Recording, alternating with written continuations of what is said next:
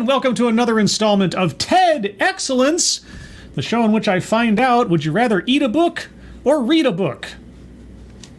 I guess. And I come to you live from my Corona bunker on the moon with Dogcat Fox, a Pepperjack, and all of you. Good evening, everyone. Welcome to Thursday once again. Actually Thursday.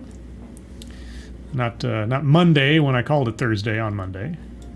But once again, into the breach of the off-brand TED Talks. And boy, oh boy, was there an inspiration for this one tonight. But before I get into that, who's joining me on this beautiful Thursday evening?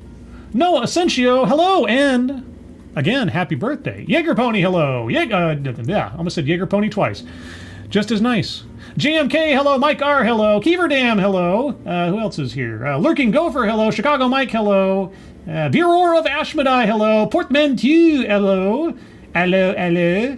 Jonathan Peterson, hello. Zeke Weiss, hello. Mike R, hello. Tak Alpaca, hello. Fukin Kunt, hello. Toku154, hello. Ryan R, hello. Dom O'Leary, hello. And I think that's everybody I see right now. If I missed you, or if you're lurking, make yourself known. Otherwise, and if you'll put your attention to the top of the chat box there in a second, please. Thank you, Keever Dam. They got GoFundMe's there for our friends Shady Grin, Angry Illinoisian, and his kitten. If you happen to have a couple of bucks to spare, they, their families, and their friends could certainly use it if you've got it to give, so appreciate that. But, on to the show. So, for those of you that joined myself, Ranting Monkey, and In Human Form on Monday, for the special Monday Night TED Excellence, you may remember that at some point the speaker therein used the phrase food insecurity, which decidedly upset Monkey, because he was not pleased with the use of that term. He took exception and gave his definition. Well, for the sake of this presentation, this is the official definition of the term food insecurity. The condition assessed in the Food Security Survey and represented in USDA food security reports is a household-level economic and social condition of limited or uncertain access to adequate food. Now, what is adequate food? Is that just having enough to eat in a day? Is that food that is healthy by, sort of government standards? I'm guessing it's a little bit of one and a half a dozen of the other. Either way, adequate food doesn't mean that you don't have access to any food. It's just uncertainty over whether you have access to food or limited access to food. Okay, well, there you go. That's the official definition. But heaven knows these days that definitions have a way of changing overnight, so maybe that one's off. But textbooks or dinner made me think back to my college experience.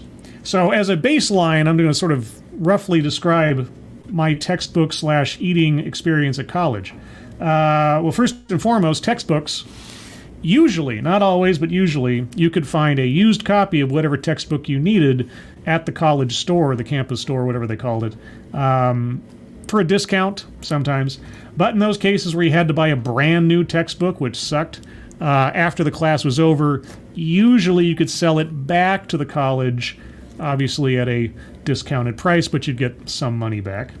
As far as food was concerned, while I was living on campus, the meals were covered by the tuition. So I'd take my student ID to the cafeteria, they'd scan it or whatever, and that would, permit me to get a meal. It was kind of a buffet kind of thing that I recall, but basically you got a plate. And that was your meal, and that was your credit for the day or for the time of day or whatever, breakfast and lunch. And there you go. After I moved off campus, I kind of had to take care of myself for the evening stuff. Breakfast. Actually, I usually skip breakfast, so it didn't really matter, but lunch I had at the college. And then dinner was kind of up to me. And after tuition was taken care of, I only had a little bit of money to cover me. And so anything I wanted extra, I had to earn by, working and stuff. I know, alien concept, right? But yeah, so that was, in rough terms, my college experience with textbooks and food. Did I eat well, as in healthy all the time? No. Was there a lot of ramen in some of those weeks and months? Yeah. That's just the way it is. That's how you get through college sometimes, you know? You do what you can. I got a job at the college to make a couple extra bucks. I was reading textbooks onto audio tape. Remember audio tape? Which were to be used for reading impaired and visually impaired students in classes that required those textbooks. And I remember one of the best lessons I ever had was, what you do is you go in there and they'd have a sort of a stack of books that needed to be read at any particular time. There's certain chapters that had to be read over time. So you just pick up whatever book it was, read whatever chapters were on the little card they had in there, and there you go. Well, turns out I ended up reading the entirety of a textbook on the Hmong culture of Southeast Asia. And it was this weird, like, story slash sort of study about the conflicts between Western medicine and the religious and mystical beliefs of the native Hmong as they came into America after the Vietnam War and interacted with, you know, Western society. And so I read this book from cover to cover over the course of like a couple of weeks. And since I had to read it out loud, and I was doing it, you know, more actively than I would if I was just kind of scanning it, and I had to read every word out because I wasn't just, you know, skimming it for a class, I ended up learning a whole heck of a lot about something that I never would have taken a class for. Now, that has nothing to do with tonight's presentation. It's just, you know, I thought it was interesting. So, there you go. Let's see. Thank you, Keeverdam. Circling college anecdotes. Shush. Oh, shush. Speaking of which, tonight's bingo card is B, as says on the poll tonight. And thank you, Tim Buck2, for the #1 foamy finger. Wait, that sounds really bad the way I said that. No. Oh God. Now somebody's gonna clip that. Ugh. Anyway, thank you, Tim Buck2, and thank you, Keeverdam, and hello, Ebony Williams. And who else is here that I've missed since I've been talking? Jim Beam, Advocatus, Avocado Diabolus, whatever. Roger Reynolds, hello. And Check Your Logic, hello. And Anna Lynn, hello. Smudge, hello. Anybody else? Bridget, hello. All right, Keldrig, hello. And anybody else? I think that's everyone I saw. I apologize if I missed you, but let's get into it. Anyway, food insecurity on campuses. Textbooks or dinner? This is a relatively short TEDx at just over 10 minutes. So let's see what our speaker has to say about what to do about whether or not you're going to take your classes or eat food, I guess. And this is all Ranting Monkey's fault, by the way. He already said it was stupid. He watched a couple of minutes. Like over 70% of the world's population, I have a fear of public speaking. Well, that's perfectly normal then. So, okay. You guys hear that all right? Let me know. And just as a side note, whatever TEDx I'm looking at, whatever presentation, especially somebody standing up on a stage, whatever else they might say, I agree with it, disagree with it, whatever else, I always retain respect, regardless of it, for being able to get up on a stage in the middle of an audience, if there's an audience there, that is, and speaking. Because I, too, struggle with public speaking. If you can believe it. Because right now I'm just really talking to a microphone. If I had a whole bunch of like a sea of eyes looking at me or something, I'd probably be acting much differently than I am now. So I always have respect for that at the very least. All good, says Jaeger Pony. Sounds good, says Fucking Kunt. And yeah. And Smudge wants us to know the WEF is actively trying to cause global food insecurity. Well, maybe the next James Bond movie should have Bond going up against the WEF. Wouldn't that be great? Okay. One of the ways this manifests itself for me is that I typically can't eat until after I finish my talk. Okay. Reasonable. And? Which makes evening talks super fun. A while ago, I was scheduled to be an afternoon keynote speaker at a conference, and the talk went great. But for some reason, I still could not eat even after my portion of the day. Nerves, adrenaline, yeah, okay. Mm-hmm. Afterwards, a few of my friends who attended the conference and I decided to go out for dinner. And I was so excited to finally eat. The restaurant we chose served bread and butter as we perused the menu. And as soon as our waitress set the basket down, I saw it. The most perfect roll. You know, that's what every actor looks for in life. The perfect role. One second, because this is my comic timing with that. Okay, I'm done. I locked in, and what happened next I can only describe as an out-of-body experience. Overseeing a bread roll. Okay. My friend happened to reach for the same roll at the same exact time as me, and without realizing it, I smacked her hand away from the full, untouched basket of identical little rolls. Okay. I'm kind of staring at the bingo card passively right now. Is that feminism? I don't know. Okay. I'm kind of thinking about circling privilege, because if you want to think about first world problems right there. But okay, keep going. I was pretty embarrassed. I still am. And we turned to each other with a look of shock on both of our faces, which thankfully quickly turned to laughter. I apologized, and she insisted that I take the role we were both eyeing. I tell you this, not because I particularly love sharing embarrassing stories about myself, but because you're straining to find some anecdote that applies to food that you can put onto this talk? Maybe. But because hunger can make us do things that can seem out of character. Hunger? Lady, you don't know what real hunger is. Okay? I seriously doubt, unless you're about to tell us elsewise, because if that's the first story that comes to mind when talking about food and hunger, you don't know what hunger is. Give me a break. That can surprise those closest to us and even ourselves. Hunger and food insecurity are different. Yes. Well, at least she made that distinction. Yes, hunger and food insecurity are different.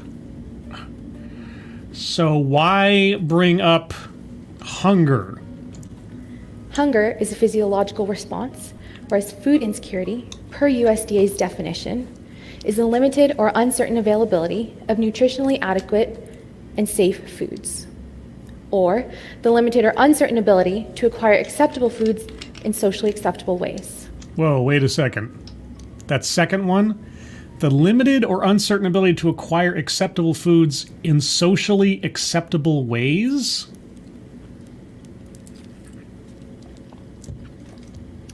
Are you... Is that really one of the definitions?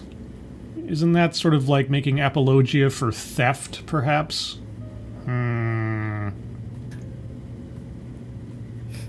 The topic of food insecurity has been my area of research for the past few years. You've been doing years of research on this. Okay, well then I'm glad to know that you're, as much as can be, an expert. And in that time, I've seen the numbers grow, and they're shocking. What numbers? In a study published in 2019, prior to the onset of the COVID pandemic, Dr. Sarah Goldrick-Robb and researchers from the Hope Center found that over 40% of students at four-year institutions and almost half of the students at community colleges experience food insecurity. So, the minority in both instances. And how did they measure food insecurity? Because, again, if you're going to, usually a four-year university, and even community colleges, depending, have cafeterias, right? And I can't speak for every college, but there was access to food included in the tuition I paid, right? Now, was it the best food ever? Not necessarily, but it was food, and I had access to a meal or two every day. And anything outside of that was up to me to pay for myself, or work and get money to pay for it elsewise. So I'm just curious, how did they measure food insecurity in this instance? What qualifies as that? What were their metrics in this study? This is staggering. No, it's not staggering until you explain how they arrived at those numbers. Let those numbers sink in. Yeah, they are numbers. They are abstracts. I need details. I'm going to be circling leaves out vital context in about 10 seconds if you don't give us some more information.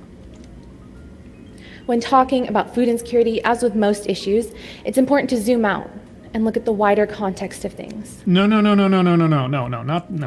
Don't zoom out. I want you to zoom in on defining how that study arrived at those numbers, because those numbers are meaningless to me.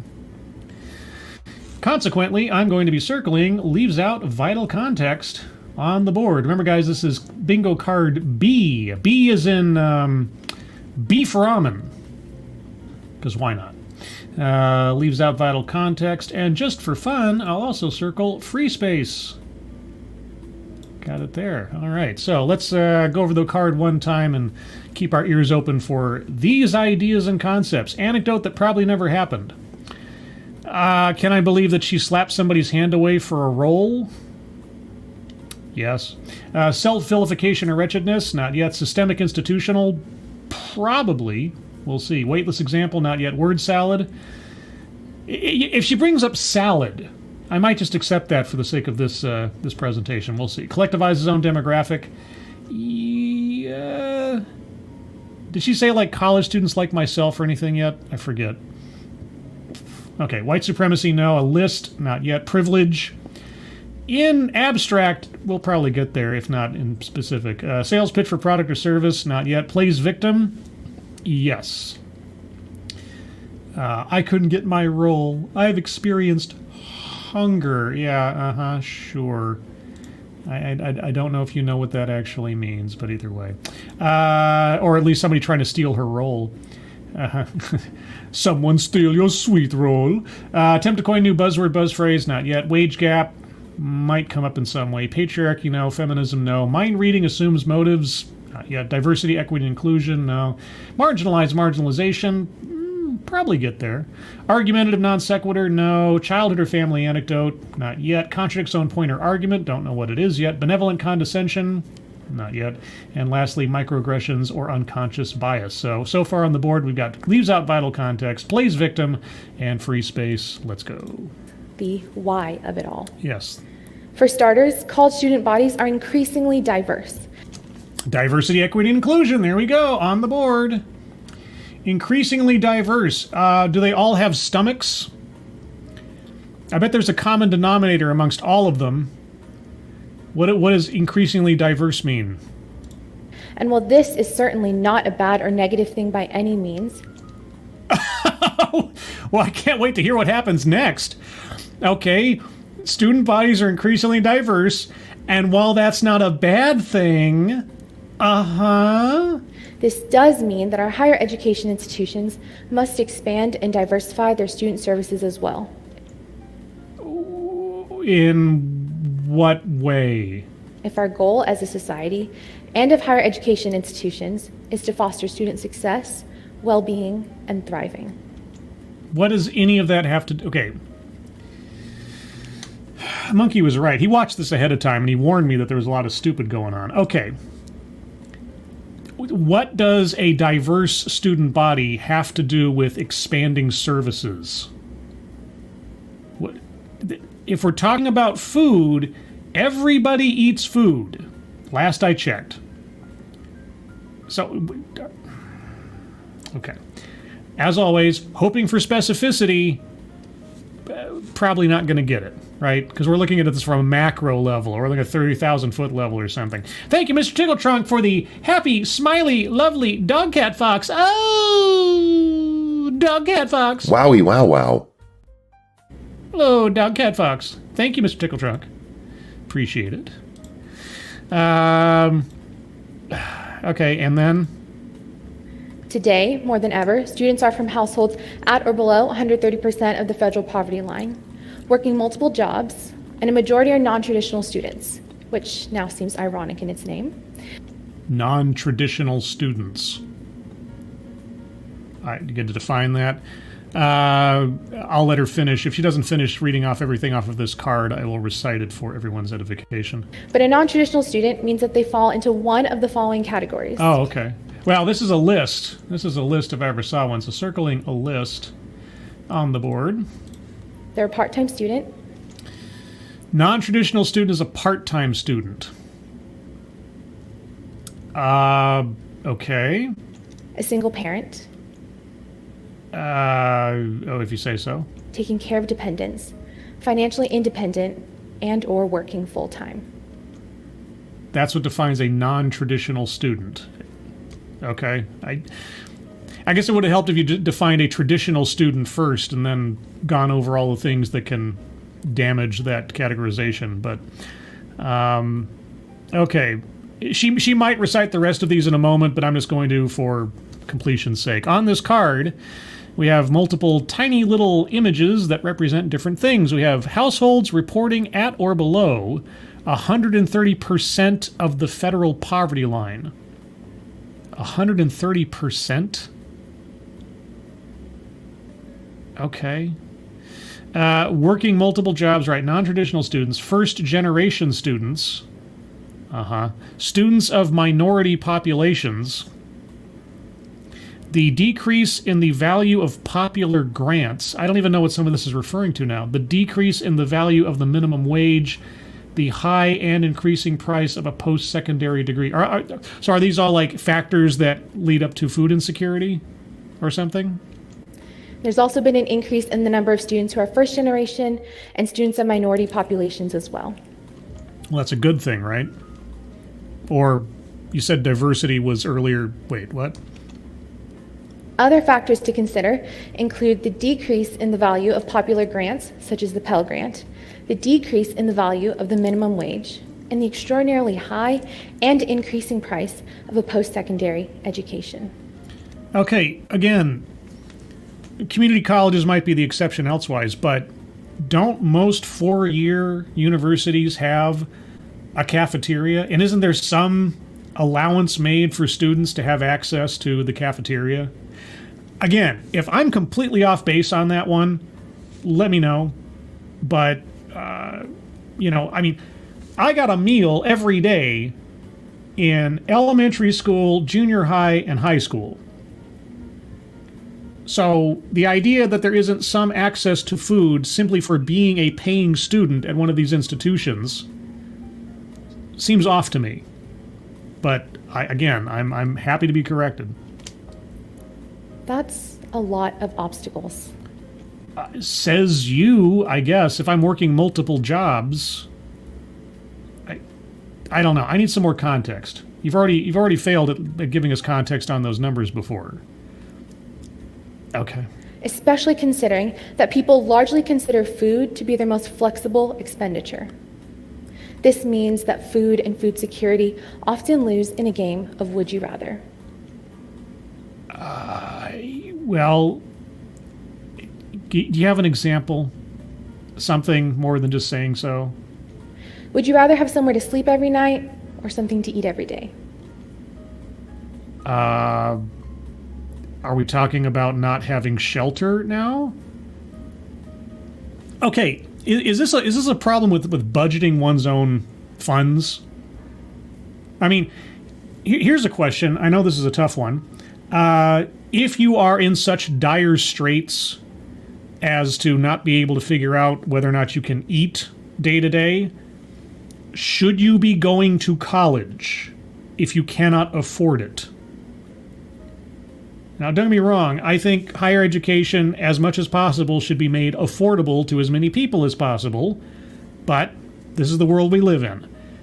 If you're going to a place to learn things that you cannot afford to go to and eat and or shelter yourself, maybe you should reconsider going to that place for the time being. I mean, unless this is, of course, all one big sales pitch for, free college or subsidized college or something else. I don't know. Would you rather buy gas or go out for a meal with friends? Well, I didn't never owned a car, so I'd have to worry about that one. Would you rather buy textbooks or groceries? Well, again, budgeting. With your limited funds and time, would you rather have fresh produce and nutritious food to cook or fast food and takeout? Catch as catch can. You know how much ramen I ate in my college years? A lot. You know, it was just the way it is. Was it preferable? No, but I'll tell you what, it taught me a hell of a lot about the value of a dollar. I don't know. Maybe I'm just too rough and tumble for this one. Learn to budget. Be choosy about how you spend your money. Make wise decisions with your finances as best as you can. And sometimes you have to kill your darlings, as it's called. Right? It's like, I would love to do this thing. This thing would make me happy. But I can't afford it, so I'll just have to wait. I'm sorry if I'm sounding a bit unsympathetic here, but so far she's not saying anything to me that doesn't sound like a personal problem of personal control and finance, but what do I know? Thank you, Keldrig. The simplest, most basic economic principle. Don't buy what you cannot afford. Exactly. There is a book I recommend everybody buy, either for themselves and certainly for someone. I got it as a gift just as I graduated from high school. It's called The Richest Man in Babylon. It's a very thin book. It's not very expensive, I don't think, anymore. You can probably find it on an ebook for like 5 cents or something. But it contains all these very basic rules of personal finance. And one of the first things in there is what Keldrig has just provided us. Do not buy what you cannot afford. Be wary of your own finances. All right? Think about what you're spending. Do you need this? Is this a need or is it a want? If it is a need, go ahead. If it is a want, maybe you can put it off. Right? Learn some financial restraint and discipline, especially in your young years, your early years, when you start saving up and investing. It's a good thing. Just saying. But anyway, back to the show. Would you rather have a college degree or food security? Again, what can you afford? Did you budget your money out? Did you go to a college that you could afford to go to? You know? Food security. There's always food. If I'm going to a four-year college, there's a cafeteria. Are you going to mention the cafeteria? Okay? I don't think a cafeteria is some rare element to a four-year school. So are you going to mention school lunch? These are not the questions that our students, or really anyone, should have to ask. Yes, they are, because they are the basic building blocks of being a responsible adult and operating within an economy. Okay, Monkey was right. He watched, like, I guess he watched the whole thing, but he tweeted me and said, yeah, the first 2-3 minutes are full of stupid. And I was just like, okay, well, I'm not disagreeing. Yeah, these things are necessary. You are a grown adult by the time you are going off to college, most times, unless you're Doogie Howser or something. Yes, these are necessary stumbling blocks and decisions. This is the real world. It's not all going to be handed to you. There's this constant stress for those who experience food insecurity. Yeah, how am I going to pay the bills the next day? I've got rent due next month. I have to find a job. I have to find gainful employment. I have to save up my money. Can I afford this thing next month? Maybe I should save up. Oh, do I have a kid? Well, gosh, there's college tuition to think about for that kid. On and on. Yes. Welcome to adulting. So much so that students who experience food insecurity also report higher cases of chronic diseases, such as diabetes, hypertension, lung disease, and obesity. Yeah, and you know what? Most of those can be mitigated through personal choices. Now, don't get me wrong. I know about stress. I know about anxiety. I know about the crud it can cause you mentally, physically, and otherwise. I'm aware of that. I didn't have a lot of control over that stuff. But elsewise, a lot of these things come down to personal choices. as well as increased rates of anxiety. Yes. Yeah, well, we all suffer a little bit of anxiety when you're having to watch what you spend and make smart decisions for yourself. And all of this with the knowledge that a post-secondary degree is essentially required to enter the workforce now. Uh-huh.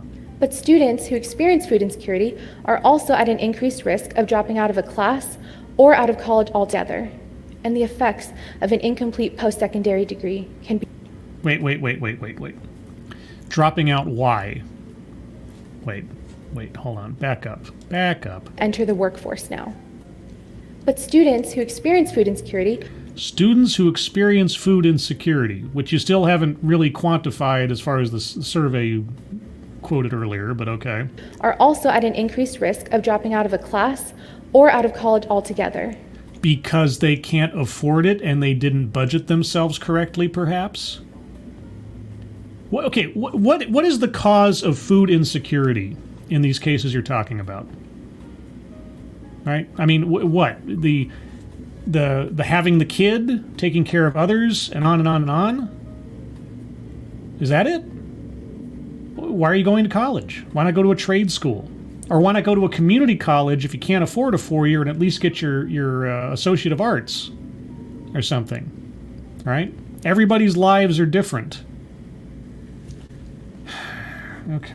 And the effects of an incomplete post-secondary degree can be detrimental to an individual, their household, and community. Uh-huh. An incomplete post-secondary degree can prevent an individual from obtaining a higher-paying entry-level job, negotiating for a higher salary, and can prevent upward mobility in one's profession. And the only element that caused this to occur was food insecurity. There were no other factors involved. None of the things that you mentioned up there on that screen earlier. Nothing that is a matter of personal choice or just random chance of life. Food insecurity. You know, this is starting to sound a lot like the argument of the school-to-prison pipeline, right? School disciplines a kid. Oh, they're going to be a criminal now. I don't get to eat fresh fruit every day. Oh, now I'm going to fall into the pit of despair and unemployment for the rest of my life. And thus in society in general. Uh-huh. Cementing the fact that food insecurity only feeds the cycle of poverty and starves people of their chance to reach self-fulfillment and actualization. Feeds and starves. Very clever. All right, well, you're about halfway through your presentation now. So now that you've presented the problem, or at least described what you say the effects are of the problem, which are inevitable and unavoidable and all come down to one factor, what is going to be your offered solution? And yet, we continue to expect our college students to attend all classes in a timely manner. Yes. Balance a job and or internship. Yes. Give back to the community. Start a socially aware side gig.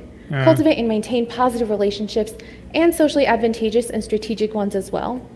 No, those aren't required. I mean, if you're going to college and you want to get your degree, you have to attend the classes and pass the tests. Outside of that, everything is up to you. I didn't have some crazy networking social life in college. I mean, I had a weird social life, but it wasn't like one done for excellence or something. What are you talking about? What? Oh, and pay for things like rent, utilities, car payments, gas, groceries, etc. Yes, it's called being an adult. It's called being an independent individual in the real world. Oh, how can you be expected to pay all these bills and maintain a job and get your classes done at the same time? Oh, God, it's just too much. It's too much to expect. Okay, well, what's your solution? What is your grand sword to cut this Gordian knot of being a responsible individual that is untethered from mommy and daddy for the first time in their life? I don't know. And, Ryan R. brings up there, what was that one she said? Start a socially aware side gig? Like, what are you... Socially aware side gig. What was my socially aware side gig? Well, I mean, I suppose, reading textbooks onto tape for visually impaired or reading impaired students is I mean, it was for a social good, but I wasn't really doing it to save the world. I was doing it for the, few extra bucks I got out of the deal.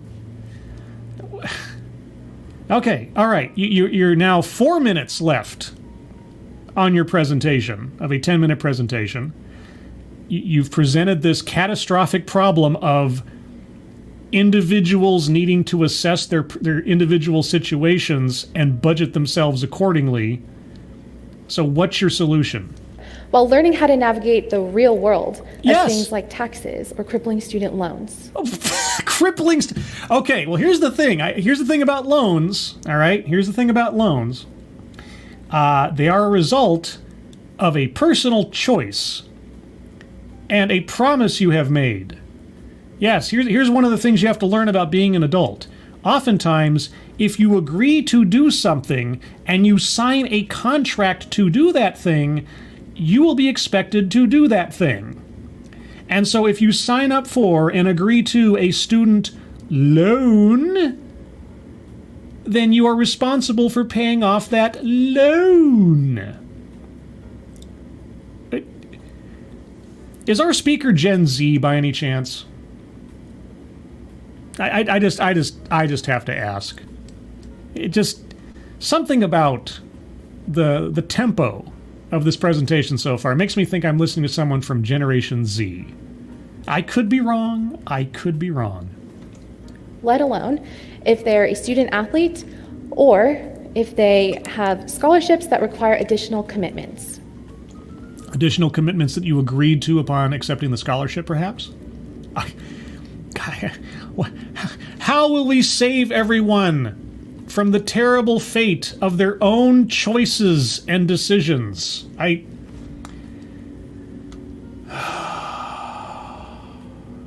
Good gravy. That's a lot. It's a lot. Yeah, life is a lot. Oh. I promised I'd do this thing for this scholarship, and now they expect me to do it.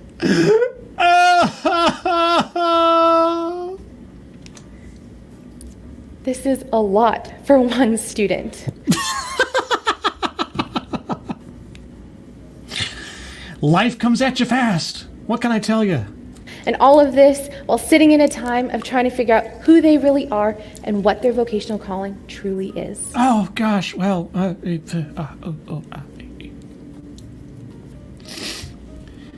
Cry me a river. World's smallest violin. And on and on. How did you get through high school? How do you manage walking down the street by yourself? Good gravy. Yikes. Yikes! Zoink, Scoob! Raggy, Ruby, Ruby, Roo! And if you're thinking that this applies to other people, but not to me or my friends, I want to rewind to a very sobering experience for me. Oh boy, an anecdote. Here we go. All right, now. It's about to become a personal anecdote, I'm assuming. All right, so everybody prick up your ears, and not other things, and let's listen to this anecdote, and let us assess. Did it actually happen? A while ago, I was hanging out with some friends, talking about my research, nerding out on some statistics and findings, and a little later on in the evening, a friend turned to me with a pretty serious look on his face. And he said, "Hey, I think that's me." I want to highlight two things about that interaction. I think that's me? He thinks what is him? I think that's me. If she doesn't explain it more, I don't even know if there's enough there to say it probably never happened. One, he said it quietly, like he couldn't believe that this pertained to him or that he didn't want our other friends to hear. Okay. And two, he's my friend. This is someone that I was in community with on a fairly consistent basis. He wasn't some percentage or some citation. This is someone that I knew. Yet he was experiencing something that took me writing reports and a thesis and intentionally researching to bring up. What? Life? Being an adult and having responsibilities? I think that's me. So was every other kid in the room like some kind of trust fund baby or something? What are you talking about? I think that's me. What did he think was him? He was a full-time student. Okay, a full-time student. He had a job and an internship. A job and an internship, okay. And even though he wasn't from a lower socioeconomic status, nor was he a first-generation student, he still experienced food insecurity.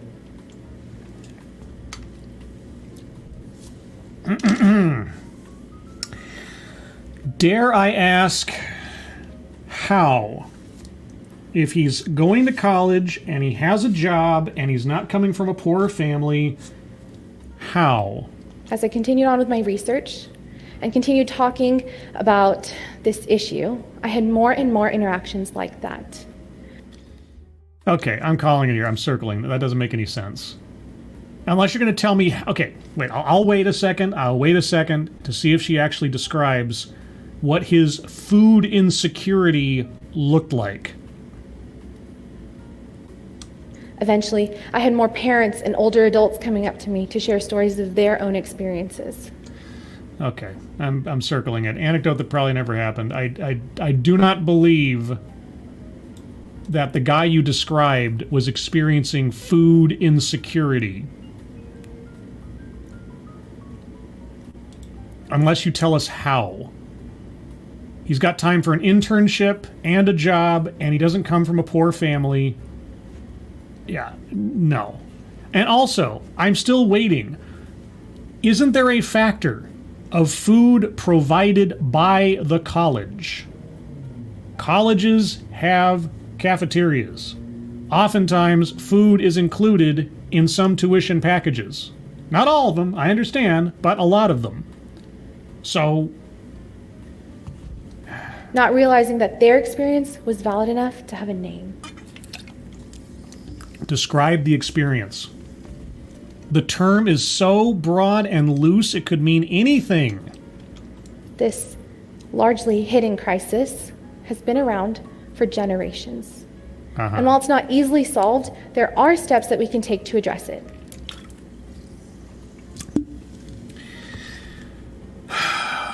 There are steps we can take to address people's choices in budgeting, from what you've described. Okay. Please tell me it's going to be learn financial discipline, make good choices for yourself, something. Colleges and universities can house on-campus food pantries. On-campus food pantries?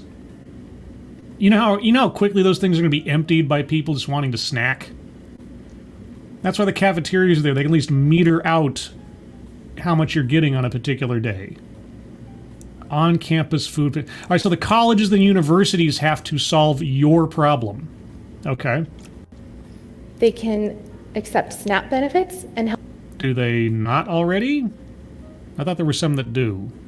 Okay. Help their students apply for SNAP, the Supplemental Nutrition Assistance Program, formerly known as food stamps, which is available for many college students. Okay. I don't know. I never had that experience. Do colleges, by and large, not accept food stamps? They can implement a meal swipe donation program or develop or utilize an app that allows their students to be alerted when there's free and available food on campus. It's called the free and available. Okay. They can gather more data and information about the lived experiences of their student body. What? And always keep the door open for more conversation. I was taking a drink just as he started talking about the lived experience, and God, I can't imagine. For some reason, I suddenly...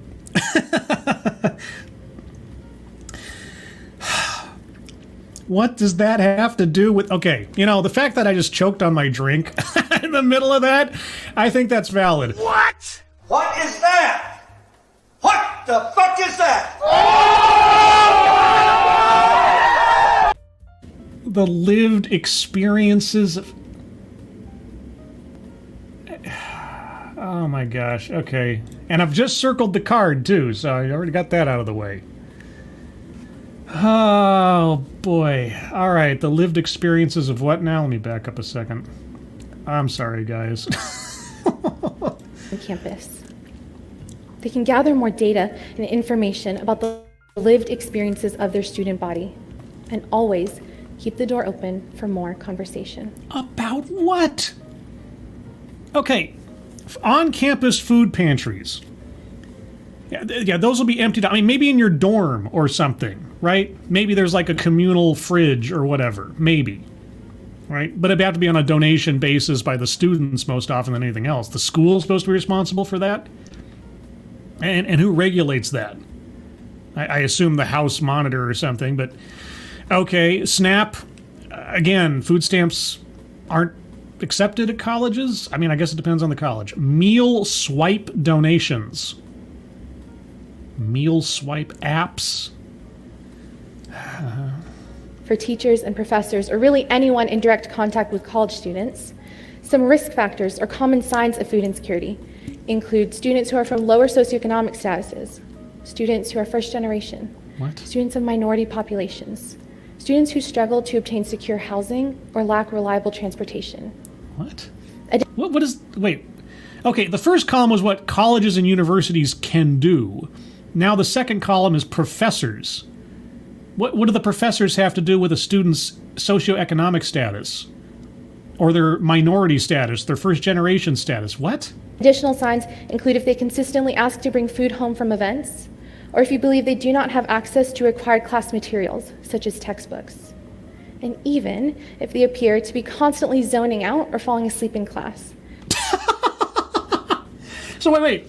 So now professors have to now monitor the students' personal histories and their personal lives, zoning out in class. Have you been to a college before? So now it's the colleges and universities have to address this. The professors have to babysit the students and inquire and get into their personal lives to determine whether or not they. Yeah, if you're from a minority population, obviously I have to be concerned for you not being able to eat. Right? Is that the lesson you want the professors to start teaching themselves and everybody else? Okay. Oh, you're a first generation student? Obviously you're going hungry. What? What is going on here? Thank you, Kiever Dam. Does that count as marginalized? Yes, you are correct. I think that counts as marginalized. I think everything on that list does. Thank you, Kiever Dam. Tell me more of how the professors have to become everybody's personal life planner. As this may not be an indication of their lack of desire to engage with you or the material. Are you sure about that? Have you seen some college classes these days? And more of a reflection of their very full and anxious minds. Oh, yeah. So, okay. So far I'm seeing everybody's responsible for the students on this list, except the students. For those of you who are not in direct contact with college students but still want to do something about this issue, I highly encourage you to reach out to a college or university student services department and ask questions. About? Ask if they have an on-campus food pantry. An on-campus food pantry. All I imagine is a bunch of kids raiding that thing every night for snacks. Mostly the potheads, but probably others. Right? And so now the college has to pay for your snack time. Or ask what resources or initiatives are available for students in need. How about cafeteria or meals? Or here's the other thing. If you cannot afford to go to college, don't go to that college. Right? Go to a community college. Go to a trade school. Save up some money and then go to college. Everybody's life situations are different. It's the choices you make for yourself. Where's the personal responsibility? Okay, throughout this entire thing, she's talked about everybody's a victim and everybody else has to take care of you, but when do you get to the personal responsibility aspect of it? Or do you? Ask what barriers there are that prevent their students from accessing such resources, and see if your connections or funds can help address such barriers. When does the onus fall upon the student? Ultimately, Just ask. Of course, the importance of zooming out of the issue of food insecurity doesn't stop with higher education institutions. Oh, of course not. The issue of food insecurity calls us to reckon with its larger implications, Oh, okay. to carefully consider our priorities as a society, and to honestly reflect on the importance of securing basic needs for all. Uh-huh. But the amount of resources that we have access to, Wow. Okay. So are you going to tell us that with the amount of resources we have access to, we could feed everybody in the country forever, like we heard on the Monday TEDx? and our collective desire to enact social change for good, Okay. our students, Yeah. our future workforce, Uh-huh. our fellow humans, Yeah. should not have to play a never-ending game of would you rather, where there are no winners. Thank you. Okay. Well, that was idiotic, I think is a good way to put it. Didn't already address, built-in food services from educational institutions for students. Most of them have something. And, as I said, at no point did she even address personal responsibility or budgeting or choices in the academic institution you elect to attend and or attempt to pay for, the wisdom of student loans, etc., etc., etc. And her solution? Everybody else has to solve it. Okay. That's your pitch. That's your pitch. All right. Well, let's move on to the wonderful world of the bingo card. Let me update it here. This is where we're at right now. Not a whole lot circled, but if you have arguments for squares to be circled, hold on to them. I'll get to you presently as I go over it once more myself. Self-vilification or wretchedness. For the role, she did turn herself into a villain there, after a fashion. So I'm gonna take that one there. Systemic institutional, yes, institutions as in campuses, systems as in society, so on and so forth. That applies. Weightless example. The slapping of the food away, or the hand away from the roll. That's not food insecurity. It's got nothing to do with anything. I bet, like I said at the beginning, I bet that's the only anecdote that she had that was food related that she could bring to this, because she's never had to deal with actual food insecurity. Word salad. The lived experiences. If you're a minority student, just on, and yeah. I mean, I choked on my drink, for crying out loud. I don't know what to tell you. So, that being the case. Bingo. What? Of course! Our first bingo. Let's see. Collectivizes own demographic.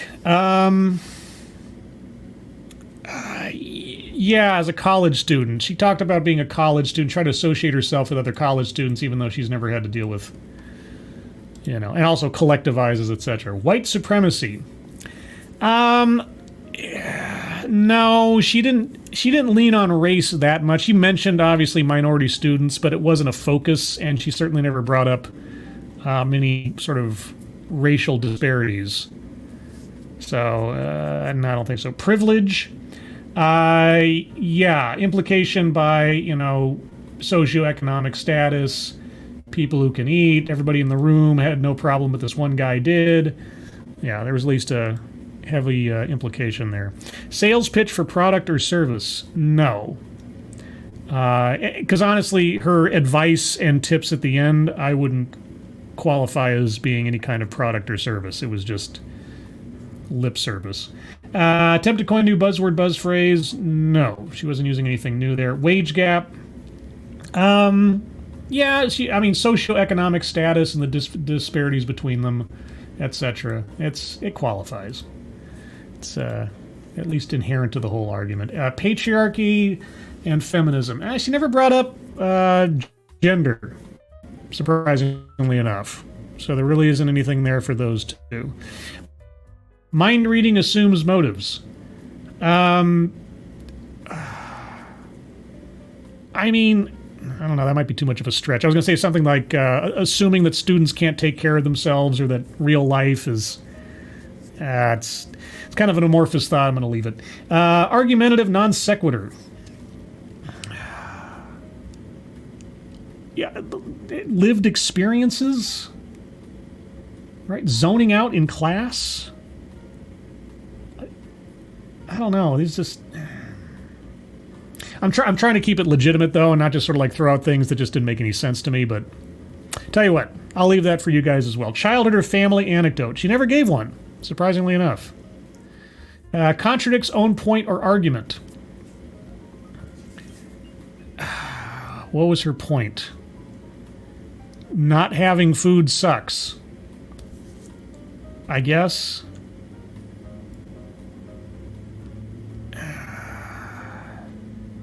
I don't know. I keep coming back to the fact that she never brought up what is the student responsible for. Is that contradicting her point? I don't know. Maybe my brain's going off here after listening to this. Benevolent condescension. Yeah, it's everybody else's problem. It's not the student's problem. And also infantilizing the students. And also, if you happen to be a minority, you should be assumed to have food access issues. And microaggressions, unconscious bias. Microaggressions, unconscious bias. Not that I noticed. I could see some arguments being made for it, but nothing immediately occurs. So that's how I'm going to leave it for now, guys. If you have squares that you think should be circled, I will entertain arguments now. Please put them in the chat and tag me in your comment if you could. That'll make it easier for me to spot. Let's see. Smudge says, no to white supremacy. That was mercifully absent. Yeah. I was assured in my mind that as soon as she talked about diversity that she'd get into some kind of racial argument, but it didn't really happen. Roger Reynolds, the story about the roll sounded more like food aggression. Yes. Aggressive eating. Om nom nom nom nom. Blitz Zero, what about that guy she said was suffering from food's insecurity? What about him? I need more context there. Oh, she mind read into her boyfriend. Oh, that's true. That's true. Okay, no, that's legit. All right, that is true. She seemed to know something about her. I think that's me. I think that's me. Because you're working a job and you have an internship and you're going to college. Maybe you should pick one or the other, or I don't know. All right, we'll take that one. Who else we got here? Vera Vashmanai, was the mention of diverse student body meaningful in any way to the argument? No, actually, you know what? You're right. You're right. That was an argumentative non sequitur. That meant nothing and had nothing to do with nothing, and it wasn't a weightless example. It was just like, what has that got to do with anything? And I know that's double dipping for both diversity and argument of non sequitur, but in this case, I think it's unavoidable. So I'll take that one. Good point. Very good point. Let's see. Advocatus Diablo. She made no real point. Yeah, not really. No. Did she have an argument? Says Blitz Zero. Not having food is bad. Right? Ebony Williams, did you mean food pantries? Oh, did you mention food pantries? She did mention food pantries. Yes, like on-campus food pantries. And, I mean, I need more explanation on how that would work, because I just keep thinking of, in your dorm or something, here's a food pantry, and it just gets raided every other night, and college kids, some are responsible, some aren't, but it's just going to be food that's going to be disappearing quicker than it's replenished. And that's up to the college to pay for on top of everything else? Okay. Let's see. Lexi Mads, goddamn, I'm late because of ADHD. Yep, know the drill, Scribelight. Oh, am I supposed to do something for you now? Oh. Well, I'm not gonna. Nah. I'm not starting the show again. Not gonna do it. So instead, I'll start Sunday's show. This is the Sunday stream opening song because the other song is copyrighted. La la la la la la la la la la la. Oh look, here comes Dog Cat Fox. Hi, Sky. Haha! See? You're not gonna make a monkey out of me. Anyway. Let's see. Tales of Gore. Oh, let's see. That's not the worst idea. No, it'd work like a food closet where you get pre-made bags of food every week. Well, okay, here's my question, though. Why not just have... And is this a rare thing? I only went to, like, 2 colleges. I went to community college for my 2-year, and then I went off to a 4-year to finish off a degree for 2 years. What about the school cafeteria? You know, you get your breakfast, lunch, and dinner, right? Either included in your tuition or at a reduced price for a student. Why have a food pantry if you have that? You know, I don't... Maybe I'm missing something. Obviously, I'm missing something. Let's see. Smudge, how about free food pantries for working people? No, the lazy, entitled, self-righteous college students should get the free food first. I just, you know, for as much as tuition costs, I guess here's my question. And she never addressed it. She never addressed it at all. What food services are already effectively common in college campuses to begin with?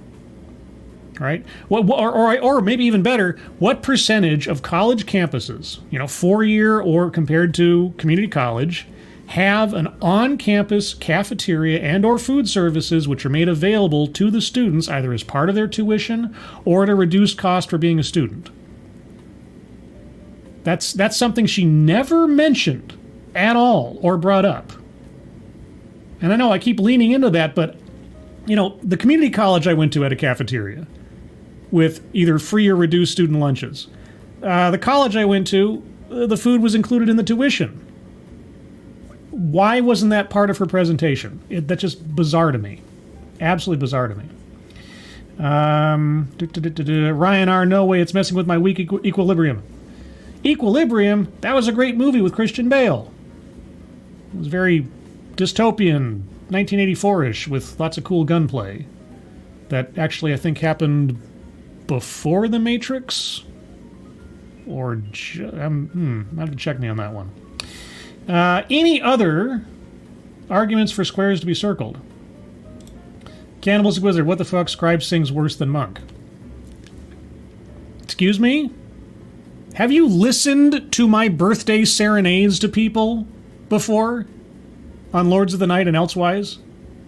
When I choose to sing well, I can sing mediocre, but, you know, it's not terrible. And that was meant to be silly. Jeez. Jerk. Lexi Mance, I used to steal cereal from the dining hall. Never had Cookie Crisp until I got to UMass. Cookie Crisp. Let's see. Advocatus Diaboli. She only did years of research. She didn't have time to get to the obvious stuff yet. I guess. And Tyrannus Alexandrius Invictus Soul. Monkey is 80 billion keys off. Scribbles is better. Thank you. I appreciate that. Thank you so much.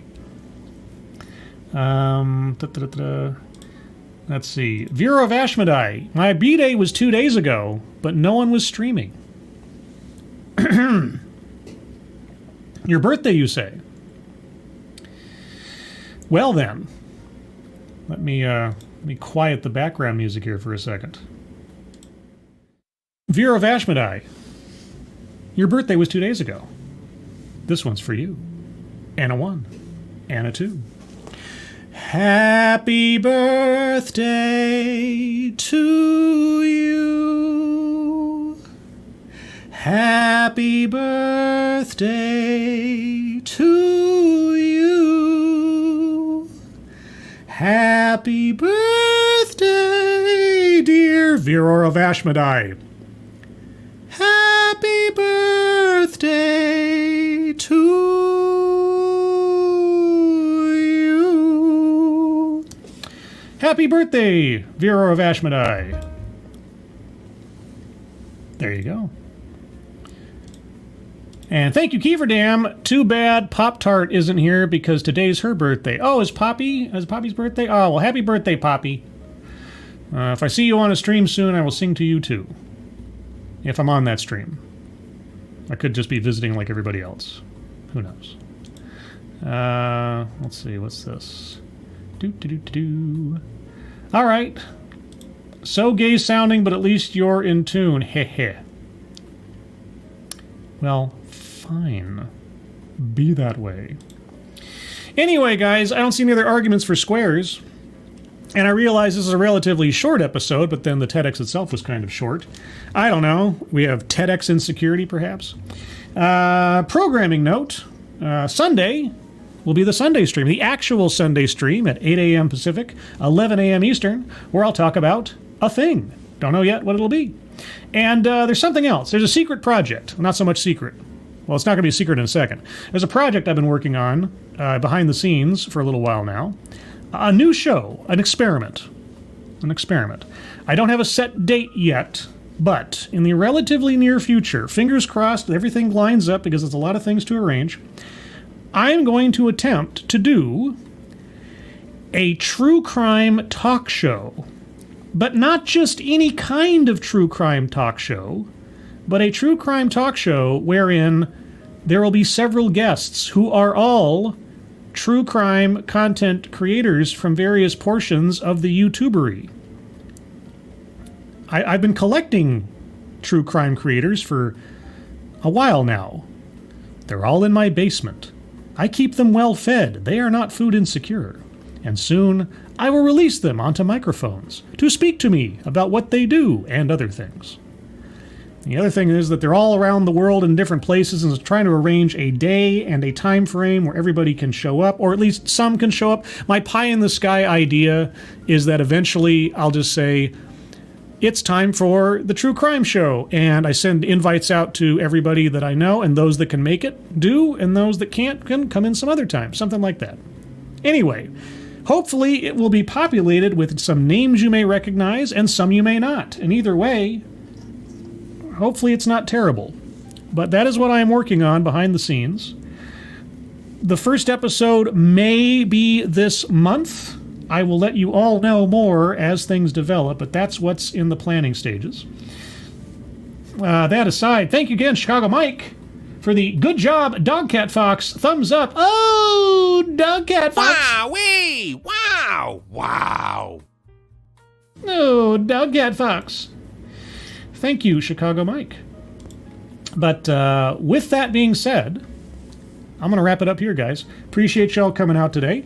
Hope you enjoyed it for what it was. If you have ideas on how to solve food insecurity from a obviously tortured and oppressed student going to college, put them in the comments below. Be sure to like the video on the way out. And by the way, I rarely remember to mention this. If you do like my content, or the content of any other YouTube creator elsewise out there in the world, let people know that you do, and at the same time, let them know that you've let people know. So like tag me in the tweet that you put out there with my videos or something else to let me know that you did so I can thank you personally because I really appreciate it. And do that for other content creators. You would be amazed how much people appreciate knowing that you like their stuff first and foremost, and secondly, that you've shared it. So think about doing that the next time that you like some YouTube video by somebody that you watch a lot. Share that stuff. Let people know you like it, and let them know too. There you go. But with that, everyone, thank you for joining me. Moderators, thank you for keeping an eye on things. Even though everyone here is so well behaved, you have very little to do. And we didn't have a bot attack tonight, as far as I know. That's good. Everybody who donated, either to myself or to the GoFundMe's pinned to the top of the chat box, thank you. Thank you so much for your generosity.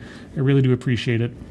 But with that, everyone, I hope you have a good rest of your Thursday. I hope you have a good rest of your week. I hope you are all safe and well and at least adequately fed.